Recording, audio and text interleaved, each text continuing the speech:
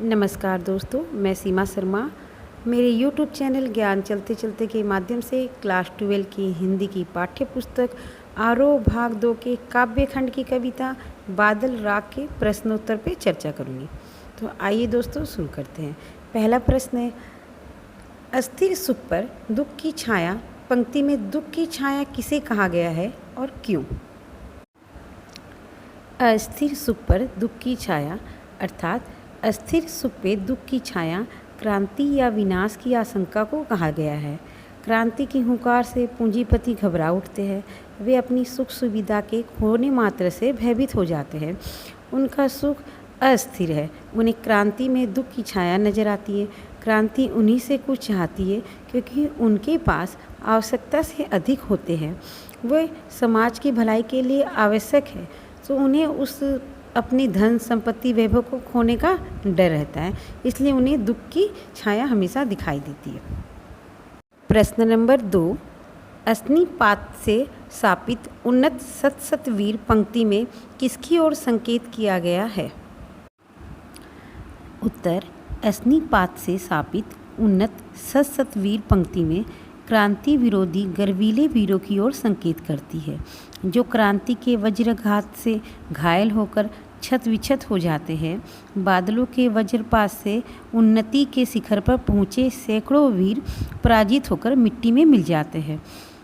मूसलधार वर्षा की गर्जना से बड़े बड़े पर्वत वृक्ष विक्षत हो जाते हैं, उनका अस्तित्व नष्ट हो जाता है। उसी प्रकार क्रांति की हुंकार से पूंजीपतियों का धन संपत्ति तथा वैभव आदि का विनाश हो जाता है, अर्थात उनके शोषण का अंत हो जाता है। प्रश्न नंबर 3, विप्लव रव से छोटे ही है शोभा पाते पंक्ति में विप्लव रव से क्या तात्पर्य है? छोटे ही है शोभा पाते ऐसा क्यों कहा गया है? उत्तर, विप्लव रव से छोटे ही है शोभा पाते पंक्ति में विप्लव रव से तात्पर्य है कि क्रांति जब आती है तब गरीब सामान्य व्यक्ति आशा से भर जाता है एवं धनी पूंजीपति भय और विनाश की आशंका से भयभीत हो उठते हैं। छोटे लोगों के पास खोने के लिए कुछ भी नहीं होता, वह सिर्फ इससे लाभ ही उठा सकते हैं। इसलिए कहा गया है कि छोटे ही है शोभा पाते। जैसे भयंकर आंधी तूफान से जो छोटे छोटे बीज होते हैं वो एक आशा से थकते हैं कि अब हमारा उदय होगा, अब हम भी ज़मीन से बाहर निकलेंगे। छोटे छोटे पौधों के रूप में उनका जन्म हो जाता है। बड़े वृक्ष होते हैं वो आंधी तूफान से गिर जाते हैं, नष्ट हो जाते हैं, परंतु जो ज़मीन के अंदर छोटे बीज दबे हुए रहते हैं वो बारिश का पानी से फलते फूलते हैं और छोटे घास जो पौधे रहते हैं उनका कुछ भी नहीं बिगड़ता है। प्रश्न नंबर 4, बादलों के आगमन से प्रकृति में होने वाले किन किन परिवर्तनों को कविता रेखांकित करती है? उत्तर, बादलों के आगमन से प्रकृति में निम्नलिखित परिवर्तन होते हैं। दोस्तों, इस कविता में जो परिवर्तन बताया गया है हमें वही परिवर्तन लिखना है। जैसे समीर बहने लगती है, बादल गरजने लगते हैं, मूसलधार वर्षा होती है, बिजली चमकने लगती है, छोटे छोटे पौधे खिल उठते हैं, मौसम सुहाना हो जाता है, गर्मी के कारण दुखी प्राणी बादलों को देखकर प्रसन्न हो उठते हैं। व्याख्या कीजिए।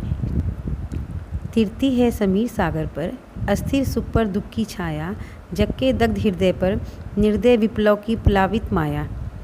अट्टालिका नहीं है रे आतंक भवन, सदा पंख पर ही होता जल विप्लव प्लावन। दोस्तों, 2 व्याख्या दी गई है, तो हम पहली वाली लाइन की व्याख्या करेंगे जो है, तिरती है समीर सागर पर, अस्थिर सुख पर दुख की छाया, जग के दग्ध हृदय पर निर्दय विप्लव की प्लावित माया।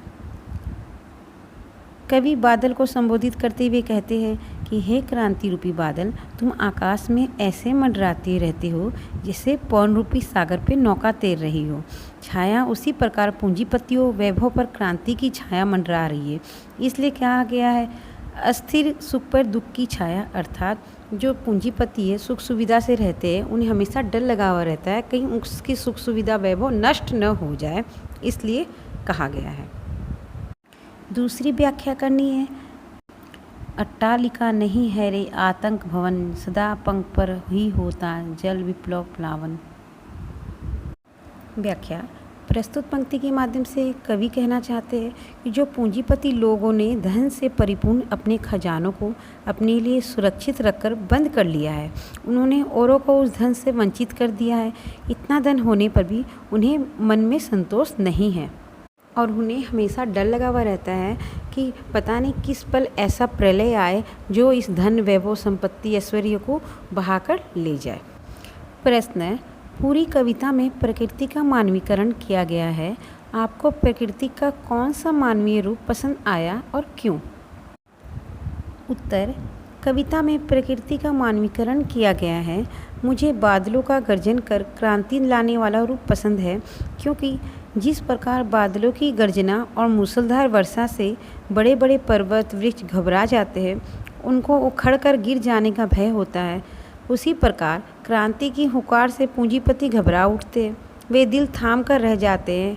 उन्हें अपनी संपत्ति एवं सत्ता का छिन जाने का, नष्ट होने का भय सताने लग जाता है। प्रश्न नंबर 7, कविता में रूपक अलंकार का प्रयोग कहाँ कहाँ हुआ है? संबंधित वाक्य को छांटकर लिखिए।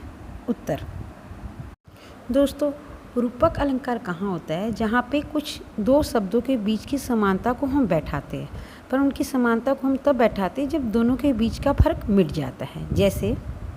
जैसे दोस्तों यहाँ पर है समीर सागर, इसमें रूपक अलंकार है। आगे अस्थिर सुख पर दुख की छाया, अस्थिर सुख के ऊपर दुख की छाया है, इसमें भी रूपक अलंकार आ रहा है। यह तेरी रणतरी में भी रूपक अलंकार आ रहा है। भेरी गर्जन से सजग सुप्त अंकुर, भेरी गर्जन में रूपक अलंकार है। दोस्तों, रूपक अलंकार आप पहले पढ़ चुके हैं, तो आप समझ जाएंगे कि अलंकार, रूपक अलंकार कहाँ प्रयोग हुआ है। ए विप्लव के बादल, विप्लव यानी कि क्रांति और बादल में जो समानता दिखाई गई है, तो समानता को हटाकर एक रूपता दिखाया गया है। तो विप्लव के बादल में रूपक अलंकार का प्रयोग किया गया है।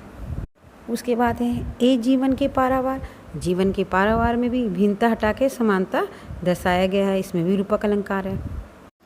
प्रश्न नंबर 8, इस कविता में बादल के लिए ए विप्लव के वीर, ए जीवन के पारावार जैसे संबोधनों का इस्तेमाल किया गया है। बादल राग कविता के शेष 5 खंडों में भी कई संबोधनों का इस्तेमाल किया गया है, जैसे अरे वर्ष के हर्ष, मेरे पागल बादल, ए निर्वध, ए स्वच्छंद, ए उद्धाम, ए सम्राट, ए विप्लव के प्लावन, ए अनंत के चंचल शिशु सुकुमार। उपयुक्त संबोधनों की व्याख्या करें तथा बताएं कि बादल के लिए इन संबोधनों का क्या औचित्य है। उत्तर: कवि इन संबोधनों द्वारा कविता की सार्थकता को बढ़ाना चाहते हैं। बादलों के लिए कई संबोधनों की व्याख्या इस प्रकार की है कवि ने। अरे वर्ष के हर्ष, खुशी का प्रतीक है। जो हर्ष है, जो वर्षा होती है, वह खुशी का प्रतीक है। मेरे पागल बादल, जब बादल होते हैं वो क्या चीज़ का प्रतीक है? मस्ती का प्रतीक है। ए निर्बद्ध मीन जिसमें कोई बंधन नहीं होता है, बंधनहीन होते हैं। ए स्वच्छंद यानी कि स्वतंत्रता से घूमने का जो प्रतीक होता है उसको स्वच्छंद कहते हैं। ए उद्दाम माने भयहीन, जिसको किसी का भय नहीं होता है। ए सम्राट क्या होते हैं? हमेशा शक्तिशाली होते हैं, तो सम्राट कहलाना क्या हुआ? शक्तिशाली का प्रतीक हुआ। ए विप्लव के प्लावन, जो विप्लव क्या है? प्रलय लाता है, क्रांति लाता है। ए अनंत के चंचल शिशु सुकुमार, बच्चों के समान चंचल, जैसे बच्चे चंचल रहते हैं वैसे ही जो छोटे सुकुमार होते हैं, कहा गया अनंत के चंचल, अर्थात जो छोटे बच्चे में जो चंचलता रहती है वो। प्रश्न नंबर 9, कवि बादलों को किस रूप में देखता है? कालिदास ने मेघदूत काव्य में मेघों को दूत के रूप में देखा। आप अपना कोई काल्पनिक बिंब दीजिए। उत्तर: कवि बादलों को क्रांति के प्रतीक के रूप में देखता है। मैं बादल को किसान के मसीहा के रूप में देखता हूँ। कब बरसोगे प्यारे बादल, बूंद बूंद को धरती ये तरसे, कब तू बरखा लाएगा, ये धरती अन्न से भर जाएगा। प्रश्न नंबर 10, कविता को प्रभावी बनाने के लिए कवि विशेषणों का प्रयोग करता है, जैसे अस्थिर सुख के साथ अस्थिर विशेषण के प्रयोग ने सुख के अर्थ में विशेष प्रभाव पैदा कर दिया है। ऐसे अन्य विशेषणों को कविता से छांट कर लिखे तथा बताए कि ऐसे शब्द पदों के प्रयोग से कविता के अर्थ में क्या विशेष प्रभाव पैदा हुआ है।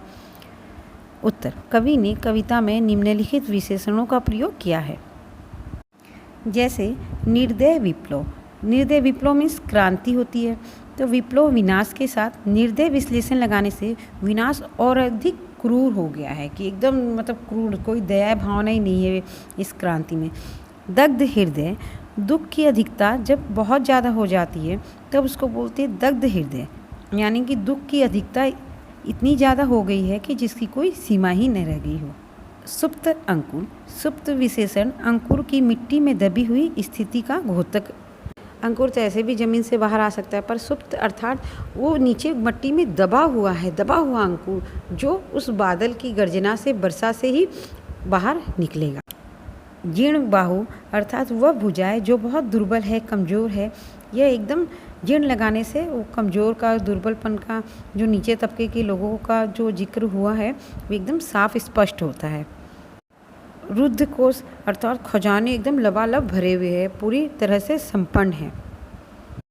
गगन स्पर्शी। बादलों की अधिकतम ऊंचाई बताने हेतु गगन स्पर्शी शब्द का प्रयोग किया गया है। दोस्तों, इस पाठ से संबंधित आपको कोई भी प्रश्न, उत्तर, कुछ व्याख्या के बारे में पूछना हो तो आप कमेंट करके मुझसे पूछ सकते हैं, मैं जवाब ज़रूर दूंगी। और डिस्क्रिप्शन में जाके मेरा व्हाट्सअप नंबर दिया हुआ है, उसमें आप देख सकते हो, व्हाट्सअप कर सकते हो, मुझसे बात कर सकते हो, मैसेज भी कर सकते हो। मैं आपके सभी प्रश्नों का उत्तर ज़रूर दूंगी।